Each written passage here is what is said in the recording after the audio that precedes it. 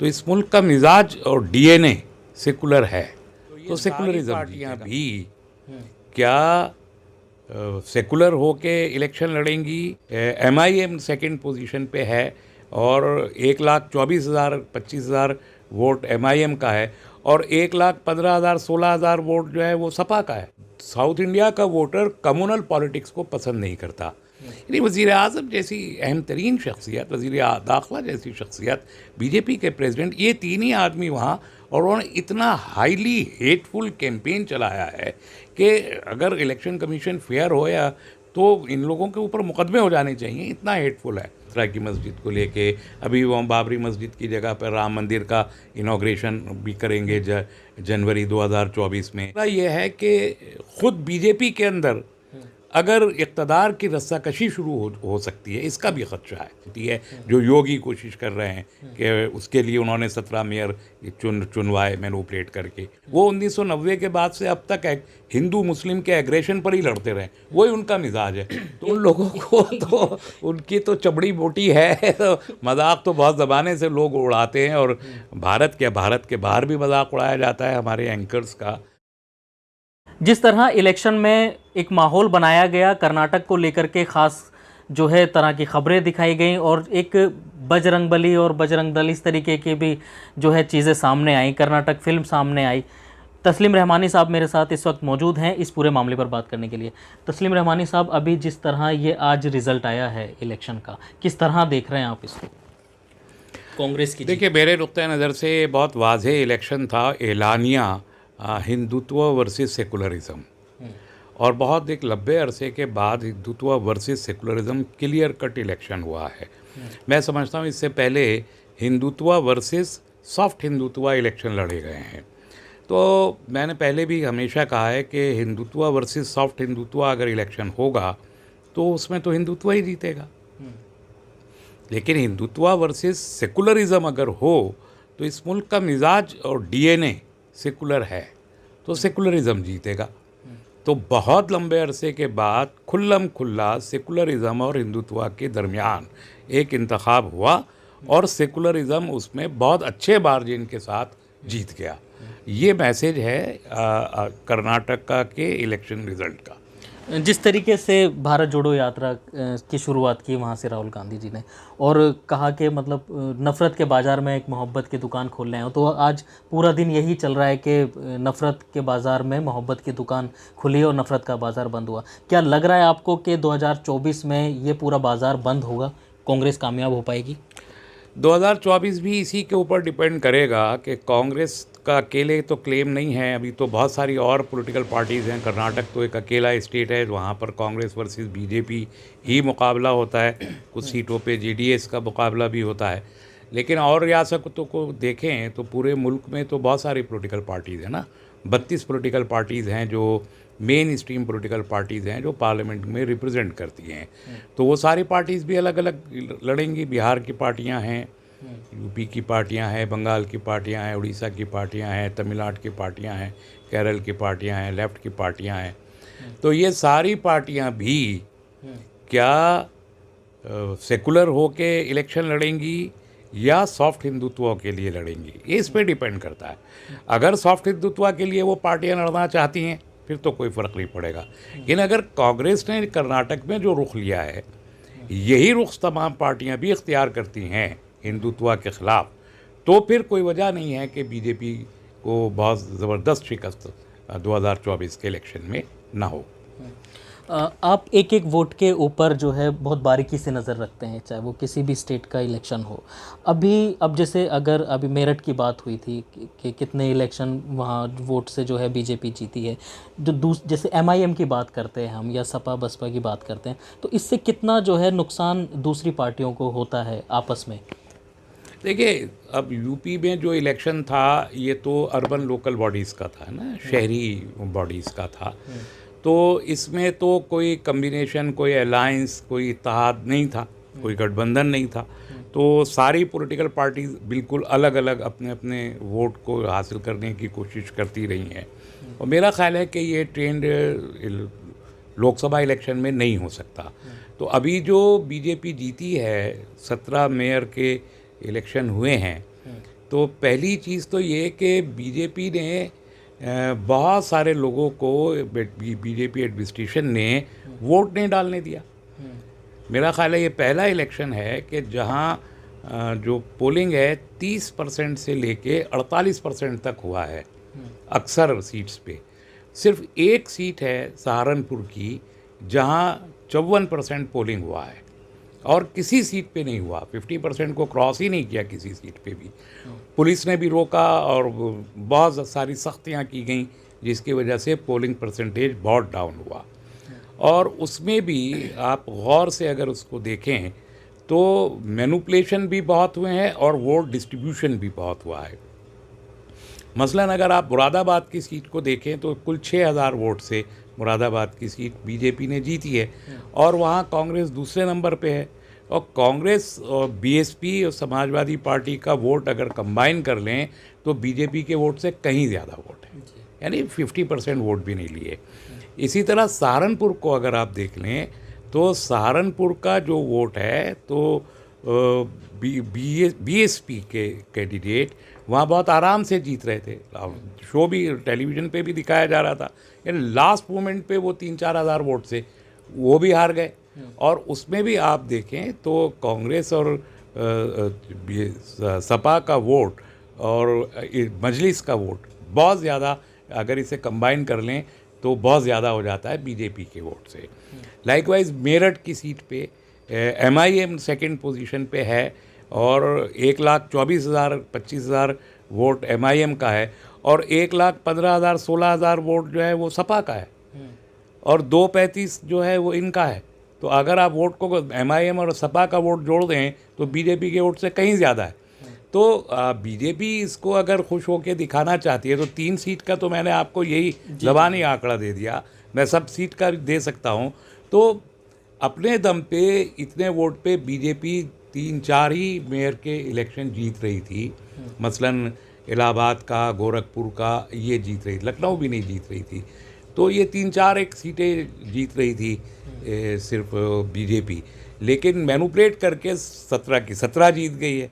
तो अब ये मैनिपुलेशन वो अपनी तसल्ली के लिए सही है कि ठीक है भाई सरकार हम चला रहे हैं तो मेयर भी हमारे हों तो चल जाए। ये लोकसभा इलेक्शन में ये मैनिपुलेशन इस तरह काम नहीं करता। सियासी एतबार से आप जो है काफ़ी गौर फिक्र रखते हैं। अब जैसे कर्नाटक का ये रिज़ल्ट आया तस्लीम रहमानी साहब, क्या लग रहा है आपको कि बीजेपी अब किस तरीके से अपना रूट मैप तैयार करेगी, या इस जो हिंदुत्व की बात करके अभी तक इलेक्शन जीतते आए हैं क्या कुछ बदलाव होगा इसमें, क्या लग रहा है आपको? देखिए कर्नाटका साउथ की स्टेट है तो साउथ में कम्युनलिज्म को पसंद नहीं किया जाता। 5 स्टेट साउथ की हैं और उनके 2 यूनियन टेरिटरीज़ हैं वहाँ। उन 5 में सिर्फ कर्नाटक ही एक जगह थी जहाँ बीजेपी को कुछ वोट मिलता है। वो भी पैसेज दिया, वो ज़माने की जो बड़ी फ्लूड पॉलिटिक्स हमेशा वहाँ रही है, कभी किसी को वहाँ वाज़ेह इक़्तिदार नहीं मिला, इसलिए बीजेपी को मौका मिल गया वहाँ कदम रखने का। तमिलनाडु में कदम नहीं रख सकी बीजेपी, इस तरीके से वहाँ केरल में कदम नहीं रख सकी, आज तक भी नहीं कदम रख सकी। आंध्र प्रदेश तमिलनाडु में कोई नहीं पूछ रहा, वहाँ भी इलेक्शन है अभी 3-4 महीने बाद। आंध्र प्रदेश और तेलंगाना में इलेक्शन है, वहाँ कोई नहीं पूछ रहा। पुडुचेरी में कुछ नहीं है, लक्षद्वीप में कुछ नहीं है। तो साउथ इंडिया का वोटर कम्युनल पॉलिटिक्स को पसंद नहीं करता और ये इन्होंने तो हद पार कर दी कम्युनल कैंपेन की कर्नाटक में इस इलेक्शन में। यानी वज़ीर आज़म जैसी अहम तरीन शख्सियत, वज़ीर दाखिला जैसी शख्सियत, बीजेपी के प्रेसिडेंट, ये 3 ही आदमी वहाँ, और उन्होंने इतना हाईली हेटफुल कैंपेन चलाया है कि अगर इलेक्शन कमीशन फेयर हो या तो इन लोगों के ऊपर मुकदमे हो जाने चाहिए, इतना हेटफुल है। इसके ये एक बड़ा वजह बनी है कि बीजेपी को वहाँ शिकस्त का मुंह देखना पड़ा। लेकिन नॉर्थ इंडिया में पर्टिकुलरली जिसे सो कॉल्ड हिंदी बेल्ट या काओ बेल्ट कहा जाता है, ये जो स्टेट्स हैं भी, उत्तर प्रदेश हो गया, राजस्थान है, गुजरात है, मध्य प्रदेश है, महाराष्ट्र है, बिहार है, ये जो स्टेट्स हैं हिंदुत्व का एक्चुअल इम्पैक्ट यहाँ होता है। तो अब ये अगर ये हारने के बाद कोई सबक सीख के विकास की कोई राजनीति करना चाहते हैं, कोई मैनिपुलेशन नहीं करना चाहते, कोई हंगामेबाजी कुछ करने के जैसे बीजेपी ने 2019 के इलेक्शन में भी किया, कोई पुलवामा टाइप की कोई चीज़ अगर नहीं होती है, कोई और एग्रेसिव, कभी बनारस की मस्जिद को लेके, मथुरा की मस्जिद को लेके, अभी वो बाबरी मस्जिद की जगह पर राम मंदिर का इनॉग्रेशन भी करेंगे जनवरी 2024 में। इस तरह की चीज़ें करके ये हिंदी बेल्ट को इम्पैक्ट करने की कोशिश करने के लिए एग्रेसिव पोस्टरिंग बीजेपी ले सकती है। मुझे शुभा है कि वो और एग्रेसिव होगी। तो दो शुबे हैं, एक तो एग्रेशन आएगा, दूसरा ये है कि खुद बीजेपी के अंदर अगर इक़्तिदार की रस्साकशी शुरू हो सकती है, इसका भी खदशा है। तो अगर बीजेपी के अंदर इक़्तिदार की रस्साकशी शुरू हो जाती है और कोई नया प्राइम मिनिस्ट्रियल फेस देने की कोशिश होती है, जो योगी कोशिश कर रहे हैं कि उसके लिए उन्होंने 17 मेयर चुनवाए मैनिपुलेट करके, वो अगर होती है तो वो एग्रेशन कम होगा, अदरवाइज़ वो एग्रेशन होगा। लेकिन सवाल ये है कि इसका फ़ायदा क्या होगा। आप यूपी को देखिए, ऑलरेडी सैचुरेटेड है यूपी। इससे ज़्यादा सीटें अभी आज के हालात में बीजेपी के लिए जीतना मुमकिन नहीं है। कम हो सकती हैं यूपी में, बीजेपी की सीटें बढ़ नहीं सकती चाहे जितना ये एग्रेशन करें। राजस्थान में 25 की 25 सीटें, गुजरात में 26 की 26 सीटें, मध्य प्रदेश में सारी की सारी सीटें, महाराष्ट्र में 48 में से 41 सीटें, ये सब तो ऑलरेडी जीते हुए ना। अब इसमें कहाँ बढ़ाएंगे।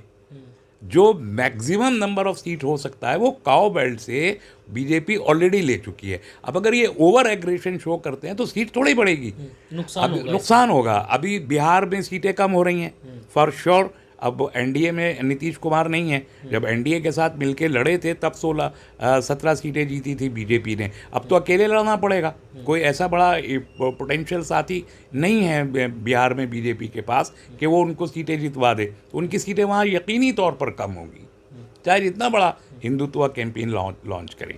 बंगाल में उन्होंने बहुत ही वाइग्रोस कैंपेन ममता बनर्जी के ख़िलाफ़ किया, इसके बावजूद उनकी सीटें बढ़ गई। ये पहले वहाँ पर 17 सीट जीते थे, अब वहाँ पे नहीं जीत सकते। 18 या 17 सीट अब मुमकिन नहीं है वहाँ जीतना। तो बंगाल में सीटें कम हो रही हैं, यहाँ बिहार में कम हो रही हैं, यूपी में कम हो रही हैं, कर्नाटक में कम हो रही हैं, मध्य प्रदेश में कम हो रही हैं। इतने चाहे जितना एग्रेसिव, तो अगर समझदारी से बीजेपी कोई विकास का कोई मुद्दा, जो आदत नहीं है, उनका मिजाज नहीं है, उनको नॉलेज नहीं है, वो 1990 के बाद से अब तक हिंदू मुस्लिम के एग्रेशन पर ही लड़ते रहे, वही उनका मिजाज है। तो उन्होंने कर्नाटक में भी नब्ज़ को पहचानने की कोशिश नहीं की आवाम की, और मोर एग्रेसिव हिंदुत्व दिया, उसका नतीजा भुगता। अगर वो नॉर्थ इंडिया में जहाँ ऑलरेडी सेचुरेटेड है बीजेपी का वोट, वहाँ भी ये कोशिश करते हैं, तो यहाँ भी अब कैसे मुझे पूरा उम्मीद है कि नेगेटिव वोट होगा और ये सरकार नहीं बना सकेंगे। अभी जैसे हिंदुत्व के एजेंडे पर राजनीति करती चली आती है बीजेपी, ऐसा कहता है। लेकिन अब तस्लीम रहमानी साहब, ये जो रिज़ल्ट आया है और जो आपने ये सारी चीज़ बताई है, 2024 में दावे किए जाते हैं कि फिर से जो है हमारी सरकार बनने जा रही है बीजेपी की, भारतीय जनता पार्टी की। कितना मुमकिन है कि इस सारे माहौल के बीच में बन पाएगी? नहीं, दावा तो देखिए, जो पार्टी इस्टेब्लिशमेंट में होती है वो दावा करती ही है कि हम जीतेंगे, है ना। अभी कर्नाटक में कोई भी नहीं कह रहा था कि बीजेपी जीतेगी, कोई नहीं कह रहा था। जितने पोल पंडित हैं, जितने सर्वे आए, जितने ग्राउंड पे बैठे हुए लोग काम कर रहे हैं सड़क पे, वो सब कह रहे थे कि बीजेपी बुरे तरीके से हारेगी, मगर बीजेपी कह रही थी कि हम जीतेंगे जी। ऐसे ही वो इस्टेब्लिशमेंट में जो होता है वो यही कहता है कि हम ही जीतेंगे। वो अब भी ये कहेंगे, वो जो है, जब इलेक्शन के आखिरी रिज़ल्ट डिक्लेयर होने वाले दिन तक, आधे दिन तक यही कहेंगे कि हम जीतेंगे। उससे फ़र्क नहीं पड़ता अवाम क्या महसूस कर रहे हैं, अवाम क्या सोच रहे हैं। लोगों से जो वादे किए थे वो वादे कितने पूरे हुए, 2 करोड़ रोज़गार सालाना कहाँ हैं, 15 लाख रुपए कहाँ हैं, स्मार्ट सिटीज़ कहाँ हैं, रोज़गार कहाँ पर है, महंगाई की क्या हालत हो गई है, एक आम आदमी के घर में जो बचत थी उसका क्या, वो सारे मुद्दे इलेक्शन के वक्त लोग सोचते हैं। अब ये कहना चाहेंगे कि लाभार्थी क्या, जिनको जो हमारे बेनिफिशरीज़ हैं वो हमको वोट देंगे, तो भैया आप कितने बेनिफिशरीज़ निकाल के लाओगे। 140, 110, 112 करोड़ अभी वोटर होगा 2024 के इलेक्शन में, तो आपको उस वक्त भी 100 करोड़ में से 23 करोड़ वोट मिला था, 22 करोड़ 90 लाख वोट मिला था। उस वक्त जो हाई पिच आपका कैंपेन था तब आपको वो मिला था। मुझे नहीं लगा, यानी आपको पूरे मुल्क में 22% भी इलेक्टोरेट का टोटल नहीं मिला था। हाँ, अब आप 112 करोड़ में ये सब करके आपको तो अभी 16 और 18 करोड़ वोट लेना मुश्किल हो जाएगा। मेरा अपना मानना है 16 से 18 करोड़ के बीच में सिमट जाएगी बीजेपी टोटल वोट भी 112 करोड़ में से। तो आप एक साल के लिए मुल्क को एक बदअमनी, बेचैनी, अदम तहफ़्फ़ुज़ और बेएतबारी का शिकार बना के रखना चाहते हैं तो ज़रूर रखें, लेकिन एक साल के बाद ये सूरत हाल तो बदलेगी। तो सूरत हाल बदलनी यकीनी है। मैं नहीं समझता कि बीजेपी सस्टेन कर पाएगी, इल्ला ये कि कोई मौजज़ा हो जाए, जब जो मौजज़ों का ज़माना अब रहा नहीं है। बिल्कुल, आप मेन स्ट्रीम मीडिया में जाते हैं, लाइव डिबेट पर बैठते हैं। आज के रिज़ल्ट के बाद में जो है लोग मजम्मत कर रहे हैं और मजाक उड़ा रहे हैं लोगों का, जो मेन स्ट्रीम मीडिया में एंकर हैं। क्या आज भी वही जोश और जुनून आपसे सवाल करते हुए रहा किसी एंकर का? अरे उन लोगों को तो उनकी तो चमड़ी मोटी है, तो मजाक तो बहुत ज़माने से लोग उड़ाते हैं, और भारत के बाहर भी मजाक उड़ाया जाता है हमारे एंकर्स का। तो अभी तो है वो। अब देखिए, आज उन्होंने कर्नाटक इलेक्शन दोपहर तक दिखाया, और जब ये पता चल गया कि बीजेपी को मुंह की खानी पड़े कर्नाटक में, तो उन्होंने उस फोकस को शिफ्ट करके यूपी की तरफ कर दिया, जहाँ पर उनको लग रहा था कि लोकल अर्बन, हालांकि कहाँ लोकल अर्बन बॉडीज़ हैं और कहाँ एक स्टेट का इलेक्शन है, लेकिन उन्होंने उधर शिफ्ट कर दिया। तो ये बेगैरती कुछ दिन तो, एक साल तो जारी रहेगी, लेकिन बकरे की माँ है, कब तक खैर बनाएगी। चलिए, बहुत बहुत शुक्रिया तस्लीम रहमानी साहब। तो ये डॉक्टर तस्लीम अहमद रहमानी साहब थे हमारे साथ इस सियासी मुद्दे पर बात करने के लिए, जो आज रिज़ल्ट आया है। लेकिन अब 2024 में क्या जो है नतीजे निकल कर के आएंगे इस सियासी माहौल के, किसकी सरकार बनेगी, ये तो देखने वाली बात होगी। आप हमारी इस खबर पर अपनी क्या राय रखते हैं, हमें कमेंट करके ज़रूर बताइए। हमारे चैनल को ज़्यादा से ज़्यादा लाइक, शेयर और सब्सक्राइब जरूर करें। दिल्ली से एक शाम टीवी के लिए मैं अब्दुल वाजिद चिश्ती निज़ामी।